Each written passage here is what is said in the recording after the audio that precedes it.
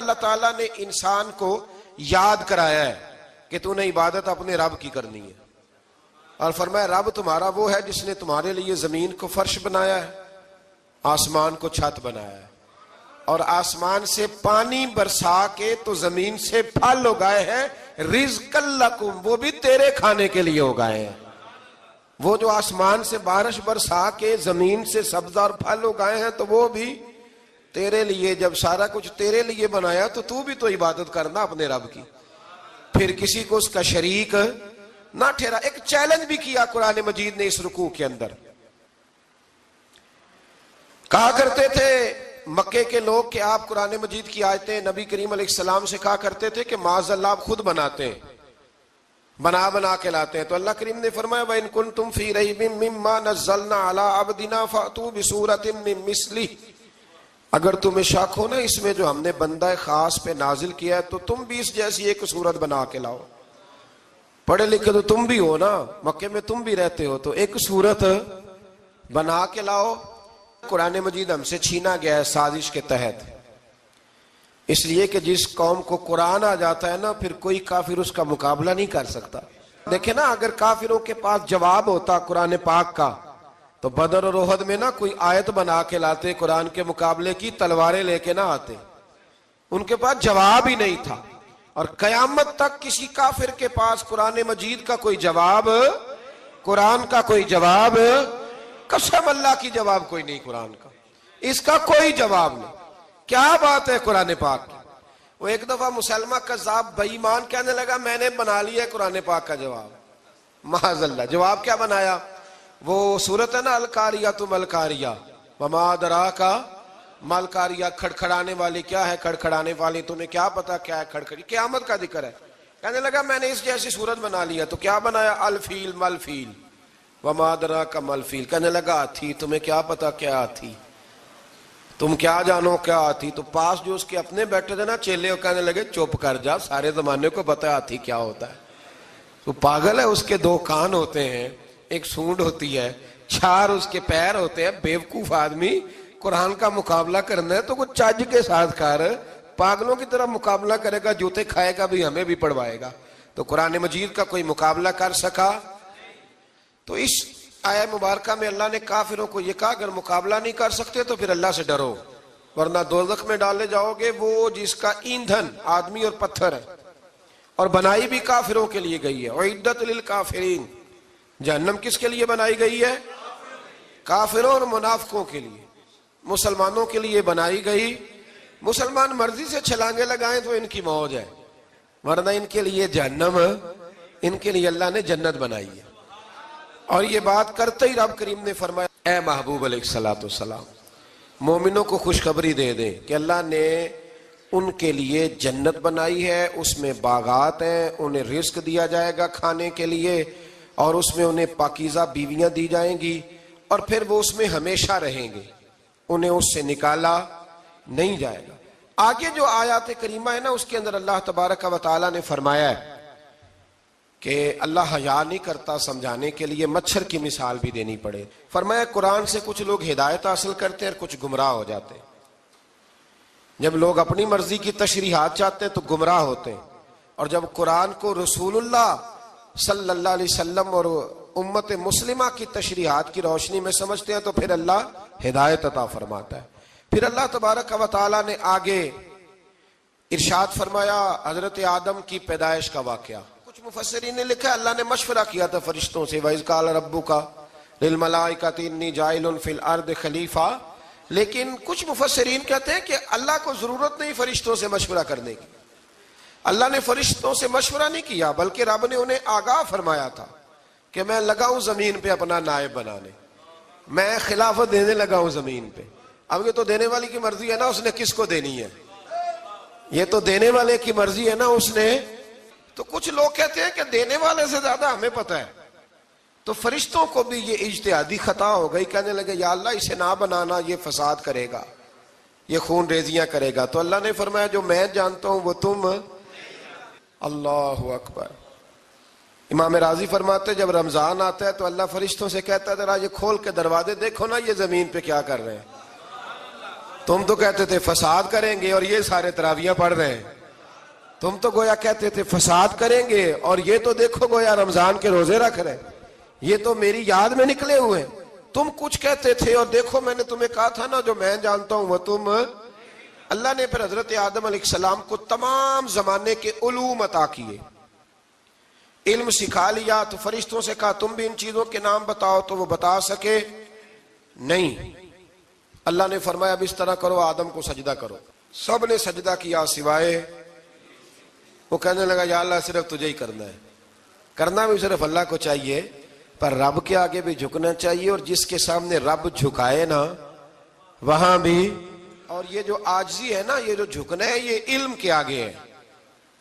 ہماری مصیبت یہ ہے کہ ہم علم کے آگے بھی گردن جھکانے کو تیار نہیں ہوتے, وہاں بھی ہم خود عالم فاضل بن جاتے.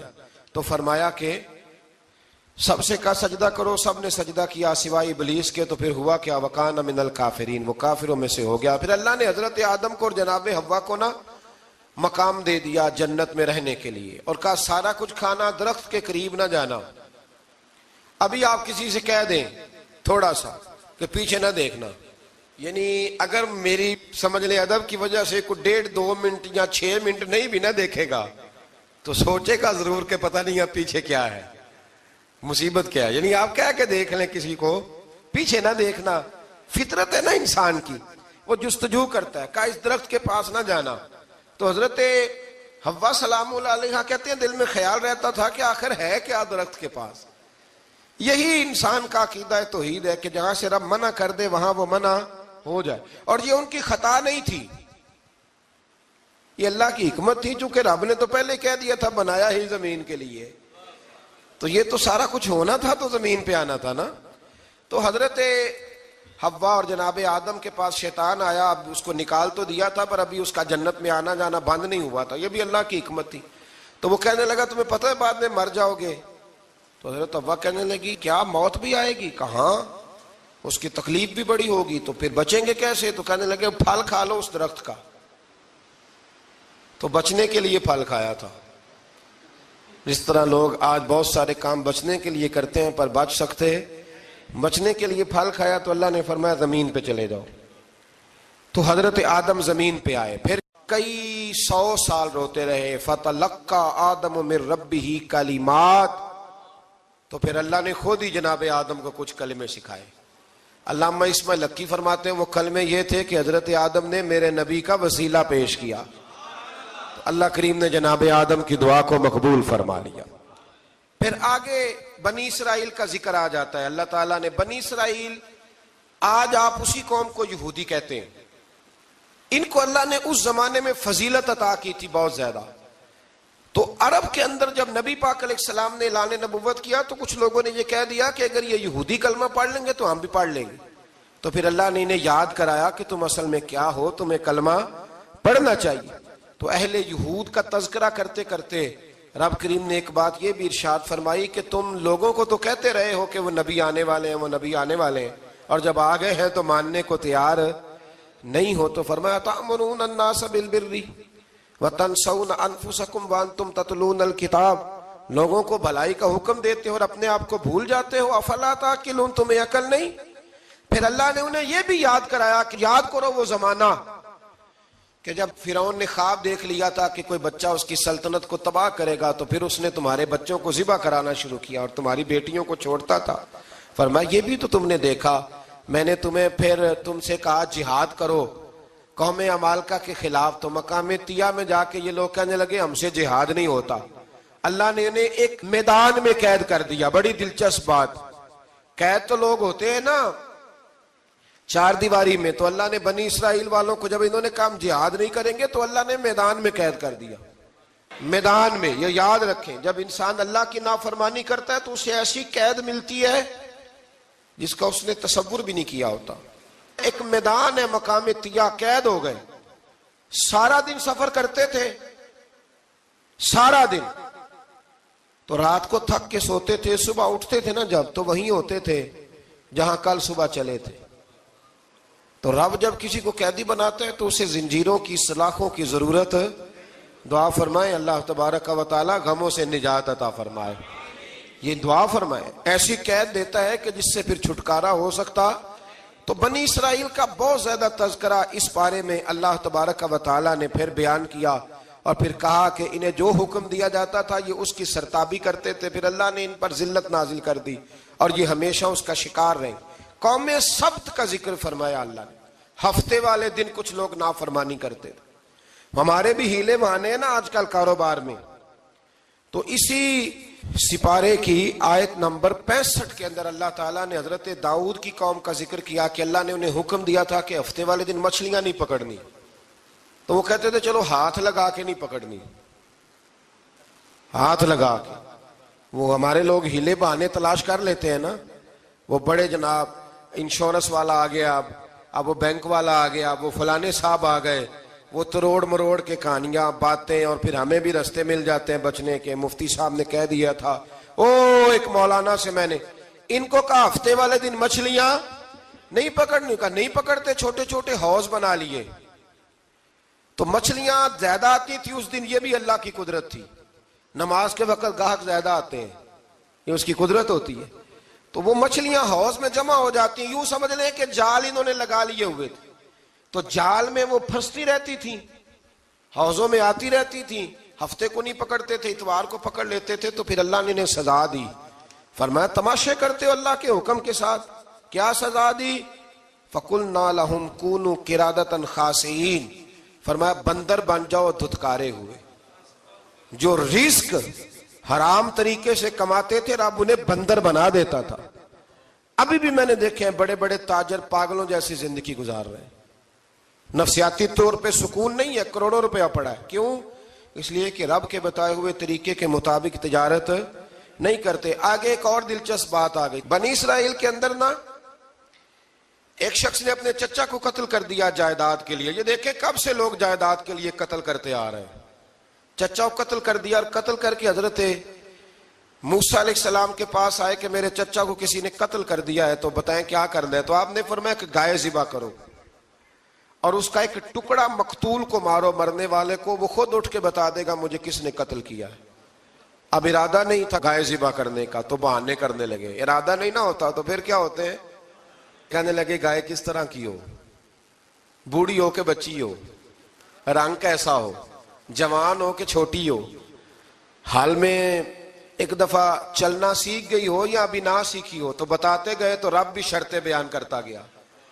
گہرے زرد رنگ کی ہو, حال کے اندر اسے نہ چلایا گیا ہو, پانی نہ نکالا گیا ہو, نہ بچی ہو نہ جوان ہو, اس کے درمیان ہو. یہ ساری شرطیں کہاں پائی جاتی تھیں؟ حضرت موسیٰ علیہ السلام کی قوم کا ایک شخص تھا جو اللہ کا ولی تھا. وہ جب انتقال کرنے لگا نا, اللہ اکبر, دیکھو رب ولیوں کی اولادوں پر بھی کتنا فضل فرماتا ہے. وہ جب انتقال کرنے لگا تو ایک اس کے پاس چھوٹی سی بچیا تھی, گائے کی بچی. اس نے جنگل میں چھوڑ دی. کہنے لگا یا اللہ میں تیرے نام پہ چھوڑتا ہوں, میرا بچہ جوان ہو جائے تو اسے دے دینا, اور تو سرمایہ ہی کوئی نہیں. بچہ بڑا ہوا تو بچہ بھی بڑا نیک تھا, اپنی ماں کا بڑا فرما بردار تھا. اس کی ماں نے کہا بیٹا تیرے باپ نے ایک گائے چھوڑی تھی. تو بچہ جنگل میں گیا اور جا کے کہنے لگا اے اللہ میری گائے مجھ سے ملا دے. تو رب کریم نے وہ گائے واپس کر دی. وہ گائے گھر لے آیا. اب وہ کہنے لگا اماں بیچ دوں, تو اماں کہنے لگی بیٹا میرے پوچھے بغیر نہ بیچنا. کئی دفعہ گاہک لگے پر اس نے کہا جب تک میری اماں نہ کہے گی میں بیچوں گا. ادھر بنی اسرائیل والے شرطیں جتنی گائے کے بارے میں پوچھ چکے تھے وہ ساری اسی گائے میں پائی جاتی تھی. تو یہ ڈھونڈتے ڈھونڈتے وہاں پہنچ گئے. تو کہنے لگے گائے چاہیے. تو اس نے کہا بھی تمہاری مرضی سے نہیں, قیمت میری مرضی کی. ایک مفسر نے تو یہاں تک لکھا ہے کہ اس نے کہا گائے ذبح کر کے نا تو جتنا گائے کے اندر گوشت ہوگا نا اتنا ہی کھال کے اندر تو مجھے مال بھر کے دو گے, اتنے سکے بھر کے دو گے, اتنی اشرفیاں بھر کے دو گے تو پھر تمہیں گائے دوں گا. تو پھر یہ گائے انہیں ملی اور یہ گائے لے کر کے آئے. زیادہ سوالات نہ کرتے تو زیادہ الجھتے نہ. ہم بھی دین کے معاملے میں بڑے سوال جواب کرتے ہیں, اتنا سوال کریں جتنی اس کی ضرورت ہے. ان لوگوں نے سوالات زیادہ کیے تو پھر الجھ زیادہ گئے. تو میرے بھائی اس کا ذکر بھی اللہ تبارک و تعالیٰ نے پہلے پارے کے اندر بیان فرمایا. پھر اللہ کریم نے فرمایا کہ کچھ ایسے لوگ بھی ہیں یہودیوں میں سے جن کا دعویٰ ہو گیا ہے کہ ہم اللہ کے بڑے پیارے ہیں. فرمایا یہ صرف ان کے منہ کی باتیں ہیں, یہ تو قیامت میں پتہ چلے گا نا کہ اللہ کا پیار کس کے ساتھ زیادہ ہے. اور پھر یہ بھی یہودیوں نے دعویٰ کیا ہے, اسی پارے میں اللہ فرماتے ہیں کہ ان کا دعویٰ ہے کہ ہم اللہ کے بڑے پیارے ہیں, جنت میں ہم ہی جائیں گے. تو اللہ فرماتا ہے پھر مرنے کی دعا تو کرو, جنت میں تو مر کے جانا ہے نا. لیکن رب فرماتے ہیں یہ کبھی مرنے کی دعا نہیں کریں گے, اس لیے کہ انہیں پتہ ہے کہ ہم نے آخرت کے لیے کیا بھیجا. لیکن جی پہلا حکم آ گیا یا ایھا الذین آمنوا کہہ کے, پہلی آیت قرآن پاک کی پہلے سپارے میں پہلی آیت جس میں اللہ نے کہا یا ایھا الذین آمنوا. تو پہلا حکم آمنوا کہہ کے آیت نمبر 104 میں جو اللہ نے حکم دیا ہے نا وہ نبی پاک کی تعظیم کا حکم ہے. پہلا حکم ہی اللہ نے حضور کی عزت اور ناموس کا ارشاد فرمایا. پہلا اس ترتیب کے لحاظ سے وہ ہوا یہ کہ جب نبی پاک کو بات ارشاد کرتے تو صحابہ کرام اٹھ کے عرض کرتے رائینا یا رسول اللہ, حضور سمجھ نہیں آئی ذرا رعایت کر دیں. تو یہودیوں کی عبرانی زبان کے اندر نہ ذرا کھینچ کے پڑھتے تھے رائینا, تو اس کا معنی بنتا تھا معاذ اللہ اے ہمارے چرواہے. بکریاں چرانے والے کو بھی وہ رائینا کہتے تھے. تو جب صحابہ یہ کہنے لگے تو اللہ نے منع ہی کر دیا. فرمایا میرے محبوب کے غلاموں, اس لفظ کے پیچھے چھپ کے, اس لفظ کے پیچھے چھپ کے لوگ میرے نبی کی بے ادبی کر جاتے ہیں. تو جس لفظ کا کوئی ایک معنی بے ادبی والا بنتا ہو وہ لفظ بھی میرے نبی کے لیے نہ کہو.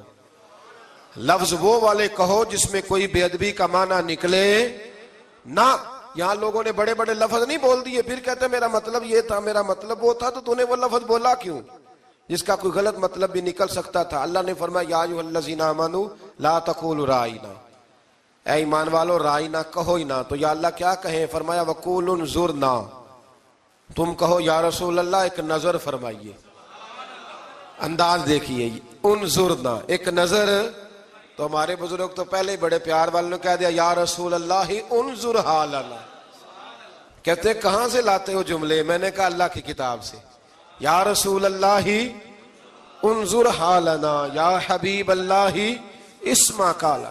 تو تم کہو انظرنا, محبوب نظر کرم کرے, واسمعوا, اور کیا ضرورت ہے دوبارہ پوچھنے کی؟ اللہ کہتا ہے پہلے ہی دھیان سے سنا کرو, پہلے ہی واسمعوا, پہلے ہی احتیاط سے سنو. وللکافرین عذاب علیم, اور کافروں کے لیے دردناک عذاب ہے.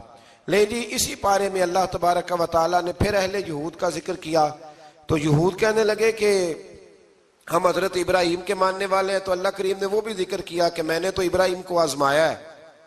وَإِذِ ابْتَلَىٰ إِبْرَاهِيمَ رَبُّهُ بِكَلِمَاتٍ فَأَتَمَّهُنَّ, ہم نے ابراہیم کو کچھ چیزوں سے آزمایا ہے, وہ ہماری آزمائش پہ پورے اترے. قَالَ إِنِّي جَاعِلُكَ لِلنَّاسِ إِمَامًا, تو پھر ہم نے انہیں کہا کہ ہم آپ کو پوری دنیا کا امام بنائیں گے. وہ آزمائش کیا تھی؟ آگ میں جانا بھی آزمائش, بیٹے کا نہ ہونا بھی آزمائش, بیٹا ہوا تو پھر اسے وادی غیر ذی زرع میں چھوڑ کے آنا بھی آزمائش, بڑا ہوا تو پھر ذبح کرنا بھی آزمائش. فرمایا جہاں جہاں آزمایا ہے نا ابراہیم ہماری آزمائش میں پورے اترے.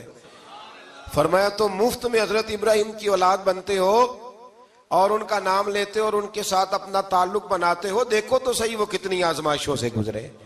تو اس کا بھی اللہ نے اسی میں ذکر فرمایا. اور پھر وہ بات کرتے تھے حضرت یعقوب کی اور حضرت اسحاق کی. تو فرمایا وہ تو ہمارے اتنے خاص بندے تھے کہ وصال کے وقت بھی انہوں نے اپنی اولادوں کو نصیحت فرمائی تھی کہ اللہ کی توحید پہ قائم رہنا. اس کا ذکر بھی اللہ نے اسی پارے میں بیان فرمایا. اور جو حضرت ابراہیم اور جناب اسماعیل نے کعبہ تعمیر کیا تو اس کا ذکر بھی اللہ تعالیٰ نے اسی پارے میں فرمایا. فرمایا جب وہ کعبہ بنا رہے تھے تو کہہ رہے تھے ربنا تقبل منا, کہہ رہے تھے اے اللہ بنا ہم نے دیا ہے پر مہربانی فرما ہم سے قبول فرما لے. تو جو آیہ کریمہ آخر میں عرض کرنا چاہتا ہوں اس پر بھی تھوڑی توجہ فرمائیں گے تو بات بڑی نکھر کے باہر آئے گی. یہ 16ویں رکوع کے اندر اللہ نے پھر یہود کا اور عیسائیت کا ذکر فرمایا. تو اللہ کریم نے ایک بات ارشاد فرمائی, یہودیوں کے ہاں جب کوئی بچہ پیدا ہوتا تھا پیلے رنگ کے ساتھ اس کو رنگتے تھے, یا کوئی خاص رنگ تھا ان کا, بچہ پیدا ہوتا تو اس پر وہ رنگ چڑھاتے ہیں کہ یہ جی ہمارے مذہب کا رنگ ہے. ہمارے ہاں بھی رسمیں ہیں نا اپنی اپنی، معاذ اللہ اپنی اپنی نہیں ہونی چاہیے، اللہ رسول کا حکم ہونا چاہیے. تو یہودیوں کے ہاں بچہ پیدا ہوتا تو ایک خاص رنگ چڑھاتے، عیسائیوں کے ہاں پیدا ہوتا تو وہ بھی ایک خاص رنگ چڑھاتے. تو مسلمانوں کے ہاں بچے پیدا ہوئے تو انہوں نے بھی توجہ کی کہ یہ کیا ہو رہا ہے، تو رب کریم نے فرمایا صبغۃ اللہ، رنگ اللہ کا ہی ہے. ومن احسن من اللہ صبغہ، اور فرمایا اللہ کے رنگ سے زیادہ خوبصورت کس کا رنگ ہو سکتا ہے. اللہ کا رنگ کیا ہے؟ لا الہ الا اللہ محمد الرسول اللہ صلی اللہ علیہ. فرمایا نیلے پیلے کالے رنگ نہ چڑھاؤ، اپنے ذہن پر توحید و رسالت کا رنگ چڑھاؤ. یہ سب سے بہترین رنگ ہے. اگر تمہارے ذہنوں پر رب رسول کی توحید کا رنگ چڑھ گیا تو یہ وہ والا رنگ ہے، پھر تمہیں کسی اور رنگ کی طرف جانے کی ضرورت نہیں پڑے گی. تو فرمایا رنگ وہ پیدا کرو جو توحید کا ہے، رسالت کا ہے، اس رنگ کی توجہ کرو. قرآن مجید کے اس پارے میں اللہ کریم نے مختلف باتیں بیان کر کے آخری رکوع میں یہ جو رنگ کا ذکر فرمایا نا، تو یہ لگتا ہے پورے پارے کا خلاصہ ہے کہ رب کریم نے فرمایا اصل بات یہ ہے کہ تمہاری سوچوں پہ رب رسول کی توحید و رسالت کا رنگ ہونا چاہیے.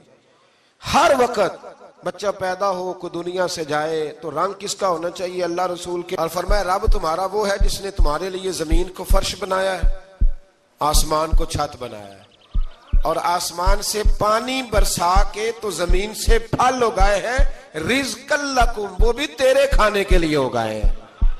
وہ جو آسمان سے بارش برسا کے زمین سے سبز اور پھل اگائے ہیں تو وہ بھی تیرے لیے. جب سارا کچھ تیرے لیے بنایا تو بھی تو عبادت کرنا اپنے رب کی، پھر کسی کو اس کا شریک نہ ٹھہرا. ایک چیلنج بھی کیا قرآن مجید نے اس رکوع کے اندر.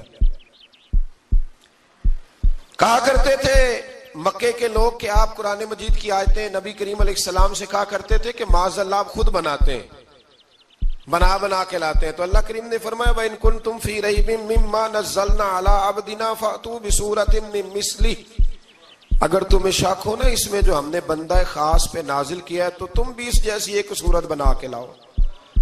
پڑھے لکھے تو تم بھی ہو نا، مکے میں تم بھی رہتے ہو، تو ایک صورت بنا کے لاؤ. قرآن مجید ہم سے چھینا گیا ہے سازش کے تحت، اس لیے کہ جس قوم کو قرآن آ جاتا ہے نا پھر کوئی کافر اس کا مقابلہ نہیں کر سکتا. دیکھیں نا اگر کافروں کے پاس جواب ہوتا قرآن پاک کا تو بدر اور احد میں نا کوئی آیت بنا کے لاتے، قرآن کے مقابلے کی تلواریں لے کے نہ آتے. ان کے پاس جواب ہی نہیں تھا. اور قیامت تک کسی کافر کے پاس قرآن مجید کا کوئی جواب، قرآن کا کوئی جواب، قسم اللہ کی جواب کوئی نہیں قرآن کا، اس کا کوئی جواب نہیں. کیا بات ہے قرآن پاک کی. وہ ایک دفعہ مسلمہ کذاب بے ایمان کہنے لگا میں نے بنا لیا ہے قرآن پاک کا جواب. معاذ اللہ. جواب کیا بنایا؟ وہ صورت ہے نا القاریۃ ما القاریۃ وما ادراک ما القاریۃ، کھڑکھڑانے والی کیا ہے، کھڑکھڑانے والی تمہیں کیا پتا کیا ہے کھڑکھڑی، قیامت کا ذکر ہے. کہنے لگا میں نے اس جیسی صورت بنا لیا. تو کیا بنایا؟ الفیل ملفیل وما ادراک ما الفیل. کہنے لگا ہاتھی، تمہیں کیا پتا کیا ہاتھی، تم کیا جانو کیا ہاتھی. تو پاس جو اس کے اپنے بیٹھے تھے نا چیلے، کہنے لگے چپ کر جا، سارے زمانے کو پتا ہے ہاتھی کیا ہوتا ہے. تو پاگل ہے، اس کے دو کان ہوتے ہیں، ایک سونڈ ہوتی ہے، چار اس کے پیر ہوتے ہیں. بیوقوف آدمی قرآن کا مقابلہ کرنا ہے تو کچھ چج کے ساتھ کر، پاگلوں کی طرح مقابلہ کرے گا، جوتے کھائے گا بھی ہمیں بھی پڑھوائے گا. تو قرآن مجید کا کوئی مقابلہ کر سکا؟ تو اس آیہ مبارکہ میں اللہ نے کافروں کو یہ کہا اگر مقابلہ نہیں کر سکتے تو پھر اللہ سے ڈرو، ورنہ دوزخ میں ڈالے جاؤ گے. وہ جس کا ایندھن آدمی اور پتھر ہے، اور بنائی بھی کافروں کے لیے گئی ہے. اعدت للکافرین، جہنم کس کے لیے بنائی گئی ہے؟ کافروں اور منافقوں کے لیے. مسلمانوں کے لیے بنائی گئی. مسلمان مرضی سے چھلانگے لگائیں تو ان کی موج ہے، ورنہ ان کے لیے جہنم، ان کے لیے اللہ نے جنت بنائی ہے.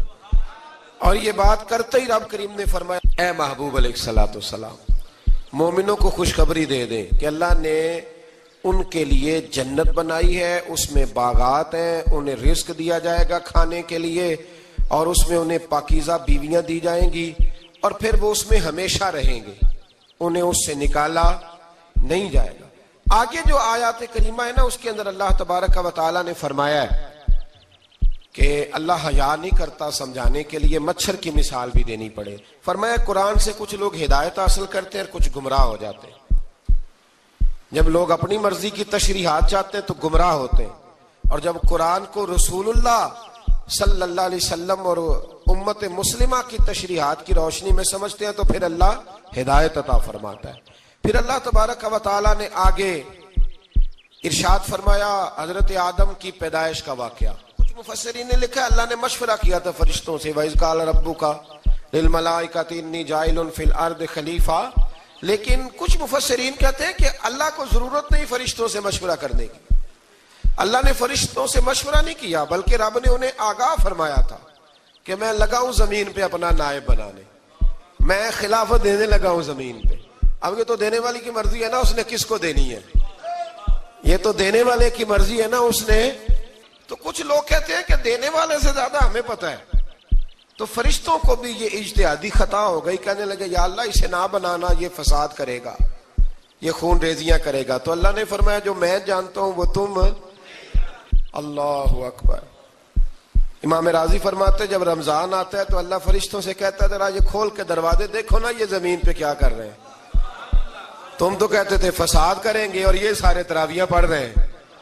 تم تو گویا کہتے تھے فساد کریں گے اور یہ تو دیکھو گویا رمضان کے روزے رکھ رہے ہیں، یہ تو میری یاد میں نکلے ہوئے. تم کچھ کہتے تھے اور دیکھو میں نے تمہیں کہا تھا نا جو میں جانتا ہوں وہ تم.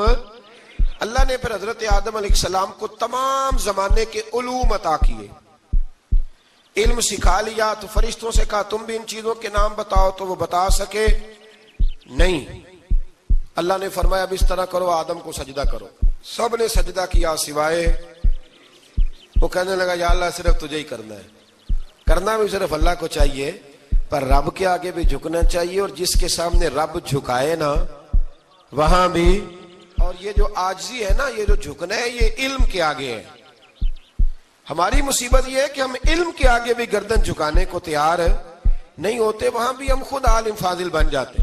تو فرمایا کہ سب سے کہا سجدہ کرو، سب نے سجدہ کیا سوائے ابلیس کے. تو پھر ہوا کیا وکان من الکافرین، وہ کافروں میں سے ہو گیا. پھر اللہ نے حضرت آدم کو اور جناب حوا کو نا مقام دے دیا جنت میں رہنے کے لیے، اور کہا سارا کچھ کھانا، درخت کے قریب نہ جانا. ابھی آپ کسی سے کہہ دیں تھوڑا سا کہ پیچھے نہ دیکھنا، یعنی اگر میری سمجھ لیں ادب کی وجہ سے کوئی 1.5-2 منٹ یا 6 منٹ نہیں بھی نہ دیکھے گا تو سوچے گا ضرور کہ پتہ نہیں اب پیچھے کیا ہے، مصیبت کیا ہے. یعنی آپ کہہ کے دیکھ لیں کسی کو، پیچھے نہ دیکھنا. فطرت ہے نا انسان کی، وہ جستجو کرتا ہے، کہا اس درخت کے پاس نہ جانا. تو حضرت حوا سلام اللہ علیہ کہتے ہیں دل میں خیال رہتا تھا کہ آخر ہے کیا درخت کے پاس. یہی انسان کا عقیدہ توحید ہے کہ جہاں سے رب منع کر دے وہاں وہ منع ہو جائے. اور یہ ان کی خطا نہیں تھی، یہ اللہ کی حکمت تھی، چونکہ رب نے تو پہلے کہہ دیا تھا بنایا ہی زمین کے لیے، تو یہ تو سارا کچھ ہونا تھا تو زمین پہ آنا تھا نا. تو حضرت حوا اور جناب آدم کے پاس شیطان آیا. اب اس کو نکال تو دیا تھا پر ابھی اس کا جنت میں آنا جانا بند نہیں ہوا تھا، یہ بھی اللہ کی حکمت تھی. تو وہ کہنے لگا تمہیں پتہ ہے بعد میں مر جاؤ گے. تو حضرت حوا کہنے لگی کیا موت بھی آئے گی؟ کہاں، اس کی تکلیف بھی بڑی ہوگی، تو پھر بچیں گے کیسے؟ تو کہنے لگے پھل کھا لو اس درخت کا. تو بچنے کے لیے پھل کھایا تھا. جس طرح لوگ آج بہت سارے کام بچنے کے لیے کرتے ہیں پر بچ سکتے، بچنے کے لیے پھل کھایا. تو اللہ نے فرمایا زمین پہ چلے جاؤ. تو حضرت آدم زمین پہ آئے، پھر کئی 100 سال روتے رہے. فتلقى آدم من ربہ کلمات. تو پھر اللہ نے خود ہی جناب آدم کو کچھ کلمے سکھائے. علامہ اسماعیل حقی فرماتے ہیں وہ کلمے یہ تھے کہ حضرت آدم نے میرے نبی کا وسیلہ پیش کیا، اللہ کریم نے جناب آدم کی دعا کو مقبول فرما لیا.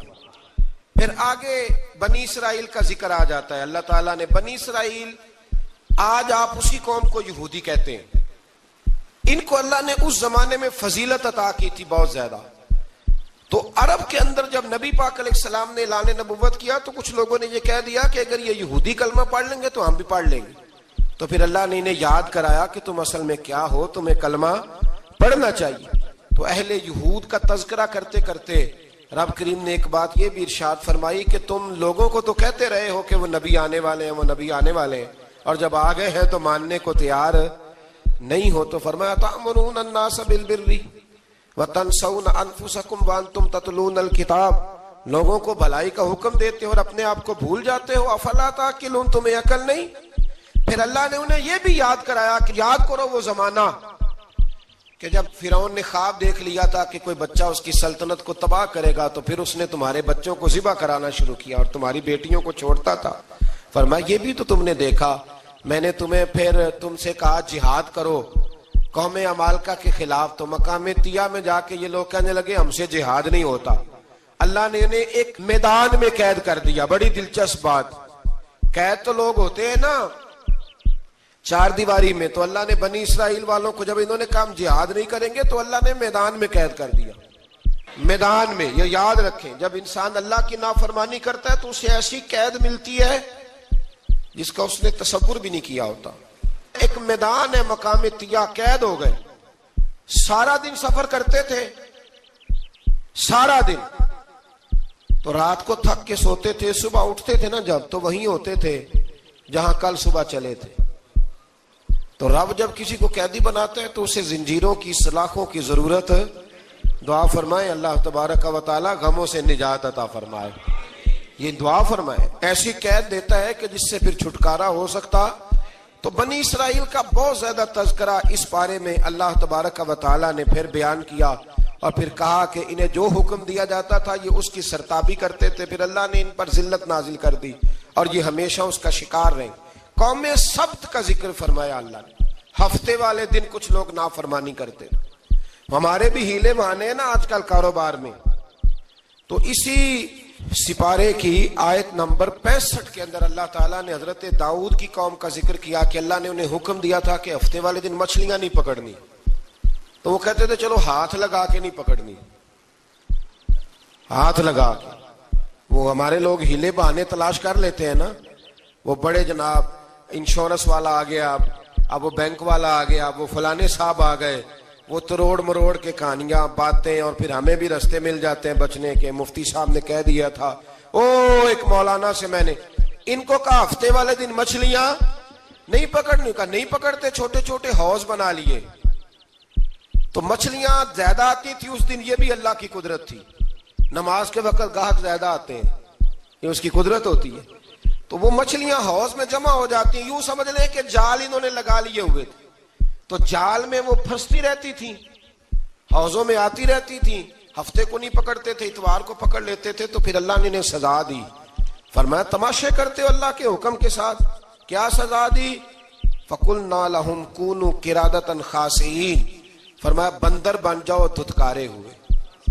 جو رزق حرام طریقے سے کماتے تھے رب انہیں بندر بنا دیتا تھا۔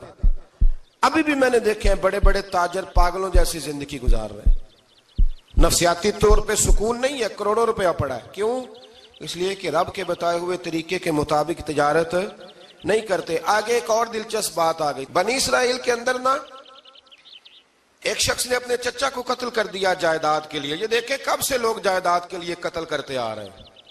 چچا کو قتل کر دیا، اور قتل کر کے حضرت موسیٰ علیہ السلام کے پاس آئے کہ میرے چچا کو کسی نے قتل کر دیا ہے، تو بتائیں کیا کرنا ہے؟ تو آپ نے فرمایا کہ گائے ذبح کرو، اور اس کا ایک ٹکڑا مقتول کو مارو، مرنے والے کو، وہ خود اٹھ کے بتا دے گا مجھے کس نے قتل کیا ہے۔ اب ارادہ نہیں تھا گائے ذبح کرنے کا تو بہانے کرنے لگے۔ ارادہ نہیں نہ ہوتا تو پھر کیا ہوتے ہیں؟ کہنے لگے گائے کس طرح کی ہو، بوڑھی ہو کہ بچی ہو، رنگ کیسا ہو، جوان ہو کہ چھوٹی ہو، حال میں ایک دفعہ چلنا سیکھ گئی ہو یا ابھی نہ سیکھی ہو، تو بتاتے گئے تو رب بھی شرطیں بیان کرتا گیا۔ گہرے زرد رنگ کی ہو، حال کے اندر اسے نہ چلایا گیا ہو، پانی نہ نکالا گیا ہو، نہ بچی ہو نہ جوان ہو، اس کے درمیان ہو۔ یہ ساری شرطیں کہاں پائی جاتی تھیں؟ حضرت موسیٰ علیہ السلام کی قوم کا ایک شخص تھا جو اللہ کا ولی تھا۔ وہ جب انتقال کرنے لگا نا، اللہ اکبر، دیکھو رب ولیوں کی اولادوں پر بھی کتنا فضل فرماتا ہے۔ وہ جب انتقال کرنے لگا تو ایک اس کے پاس چھوٹی سی بچیا تھی، گائے کی بچی، اس نے جنگل میں چھوڑ دی۔ کہنے لگا یا اللہ میں تیرے نام پہ چھوڑتا ہوں، میرا بچہ جوان ہو جائے تو اسے دے دینا، اور تو سرمایہ ہی کوئی نہیں۔ بچہ بڑا ہوا تو بچہ بھی بڑا نیک تھا، اپنی ماں کا بڑا فرما بردار تھا۔ اس کی ماں نے کہا بیٹا تیرے باپ نے ایک گائے چھوڑی تھی، تو بچہ جنگل میں گیا اور جا کے کہنے لگا اے اللہ میری گائے مجھ سے ملا دے، تو رب کریم نے وہ گائے واپس کر دی، وہ گائے گھر لے آیا۔ اب وہ کہنے لگا اماں بیچ دوں، تو اماں کہنے لگی بیٹا میرے پوچھے بغیر نہ بیچنا۔ کئی دفعہ گاہک لگے پر اس نے کہا جب تک میری اماں نہ کہے گی میں بیچوں گا۔ ادھر بنی اسرائیل والے شرطیں جتنی گائے کے بارے میں پوچھ چکے تھے وہ ساری اسی گائے میں پائی جاتی تھی، تو یہ ڈھونڈتے ڈھونڈتے وہاں پہنچ گئے، تو کہنے لگے گائے چاہیے، تو اس نے کہا بھی تمہاری مرضی سے نہیں، قیمت میری مرضی کی۔ ایک مفسر نے تو یہاں تک لکھا ہے کہ اس نے کہا گائے ذبح کر کے نا، تو جتنا گائے کے اندر گوشت ہوگا نا اتنا ہی کھال کے اندر تو مجھے مال بھر کے دو گے، اتنے ہی سکے بھر کے دو گے، اتنی اشرفیاں بھر کے دو گے تو پھر تمہیں گائے دوں گا۔ تو پھر یہ گائے انہیں ملی اور یہ گائے لے کر کے آئے۔ زیادہ سوالات نہ کرتے تو زیادہ الجھتے نہ۔ ہم بھی دین کے معاملے میں بڑے سوال جواب کرتے ہیں، اتنا سوال کریں جتنی اس کی ضرورت ہے۔ ان لوگوں نے سوالات زیادہ کیے تو پھر الجھ زیادہ گئے۔ تو میرے بھائی اس کا ذکر بھی اللہ تبارک و تعالیٰ نے پہلے پارے کے اندر بیان فرمایا۔ پھر اللہ کریم نے فرمایا کہ کچھ ایسے لوگ بھی ہیں یہودیوں میں سے جن کا دعویٰ ہو گیا ہے کہ ہم اللہ کے بڑے پیارے ہیں۔ فرمایا یہ صرف ان کے منہ کی باتیں ہیں، یہ تو قیامت میں پتہ چلے گا نا کہ اللہ کا پیار کس کے ساتھ زیادہ ہے۔ اور پھر یہ بھی یہودیوں نے دعویٰ کیا ہے، اسی پارے میں اللہ فرماتے ہیں کہ ان کا دعویٰ ہے کہ ہم اللہ کے بڑے پیارے ہیں، جنت میں ہم ہی جائیں گے۔ تو اللہ فرماتا ہے پھر مرنے کی دعا تو کرو، جنت میں تو مر کے جانا ہے نا۔ لیکن رب فرماتے ہیں یہ کبھی مرنے کی دعا نہیں کریں گے، اس لیے کہ انہیں پتہ ہے کہ ہم نے آخرت کے لیے کیا بھیجا۔ لیکن جی پہلا حکم آ گیا یا ایھا الذین آمنوا کہہ کے، پہلی آیت قرآن پاک کی پہلے سپارے میں پہلی آیت جس میں اللہ نے کہا یا ایھا الذین آمنوا، تو پہلا حکم آمنوا کہہ کے آیت نمبر 104 میں جو اللہ نے حکم دیا ہے نا وہ نبی پاک کی تعظیم کا حکم ہے۔ پہلا حکم ہی اللہ نے حضور کی عزت اور ناموس کا ارشاد فرمایا۔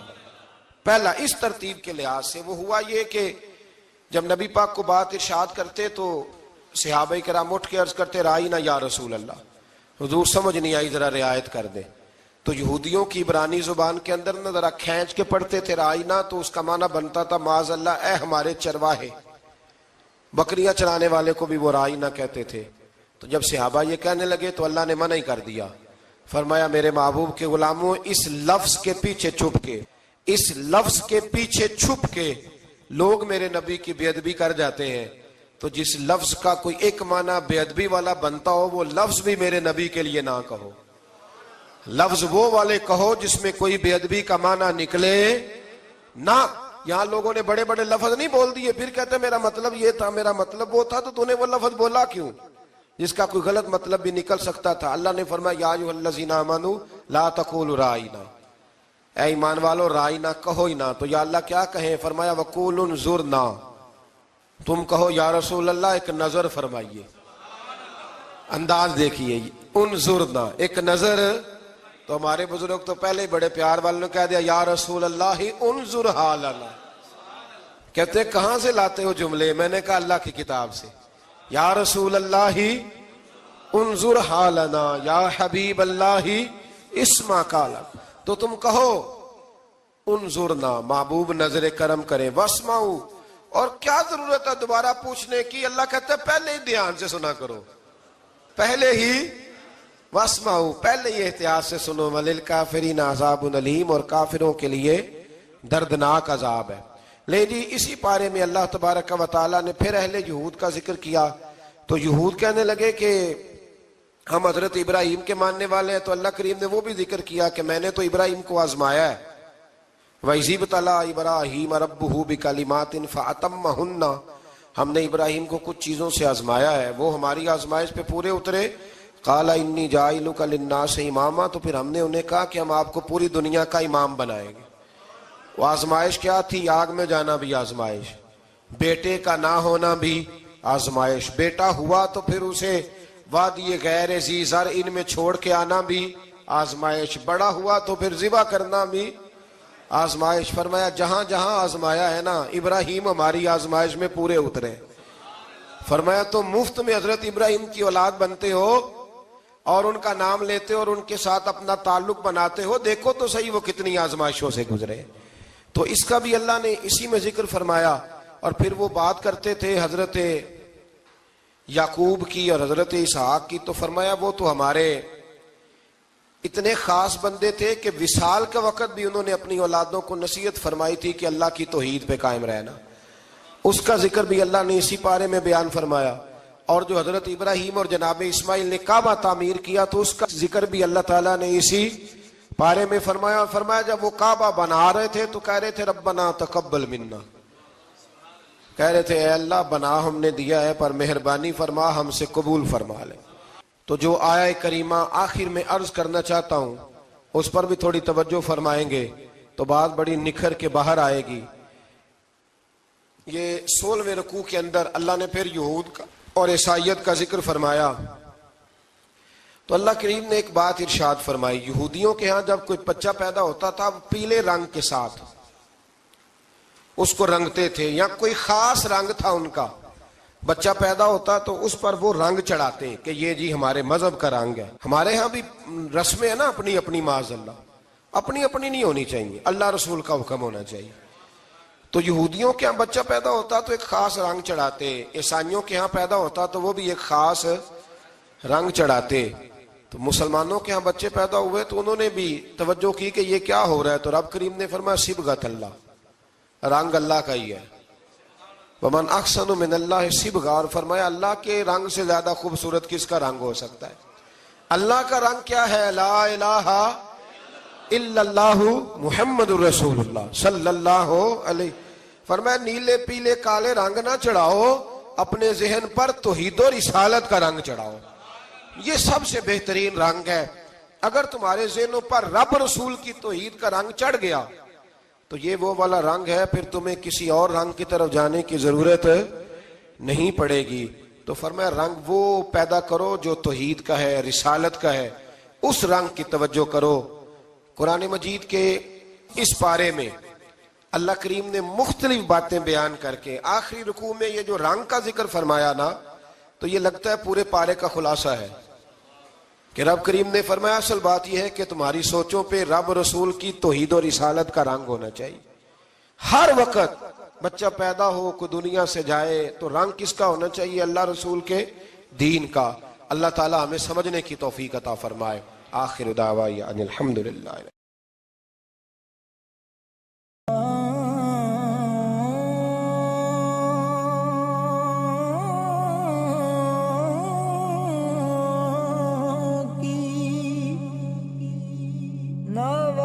سنتا ہے